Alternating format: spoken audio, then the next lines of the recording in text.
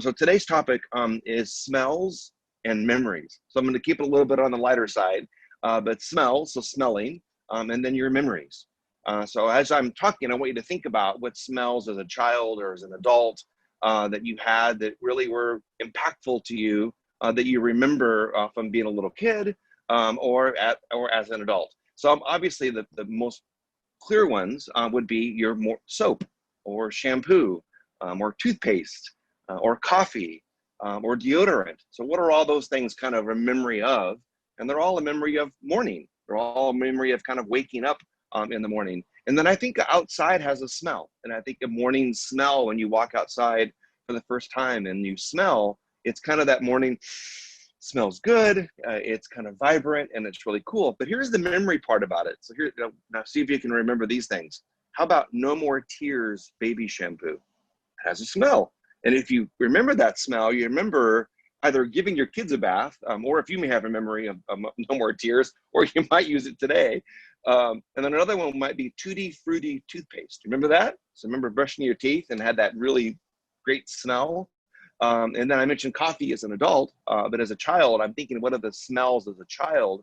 And I remember two things. One was the Thrifty ice cream. You'd walk inside a Thrifty, and they had the ice cream on the left, and you could always smell the cream when you walked inside of the Thrifty store. And I think the 7-Eleven slushes also have a smell, especially the blue one and the red one.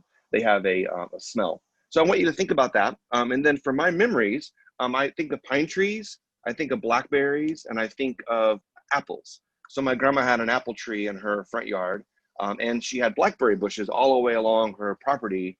And if you walked along the blackberry bushes, you really couldn't smell them unless you really picked the blackberry, smelt it, and obviously we ate them as kids and adults. And then as we get older, we have memories of different things. And I'm going to kind of turn back to clinical for a moment, I think both pre-hospital and then hospital clinically of what are smells. And one would be, and this is an old name, would be mercurochrome. So mercurochrome actually has a little smell. And if you smell it, I think that you can really distinctively remember maybe your mom using that little, or maybe it was called methylate, the little plastic tip on it that they rubbed on. You had an owie to make you feel better, and it was red. And it was a medicine that was used. Rubbing alcohol obviously has a smell, and you have a memory of what rubbing alcohol, a memory for you. And then for me, some of those older memories are flares, obviously smelling flares from an accident scene, and also jet fuel. I don't know why jet fuel. So I started thinking about why jet fuel reminds me of pre-hospital, and it's because of helicopters. When helicopters would land on a scene or take off from a scene, there would be smell of the helicopter. And then the memories associated with all my friends back in those days, both pre-hospital and hospital settings. And then I'm going to leave you with two things. Number one, the smell of flowers and the smell of roses. So anybody who knows me, and if I'm out and about and I'm walking along and I see flowers or I see roses, I will always stop.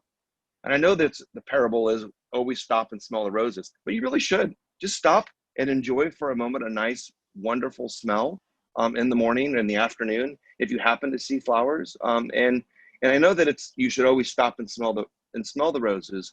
So number one, do that.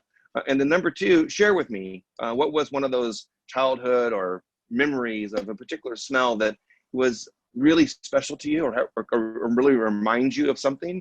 And I would be interested for you to share. Hope you all have a fantastic week this week.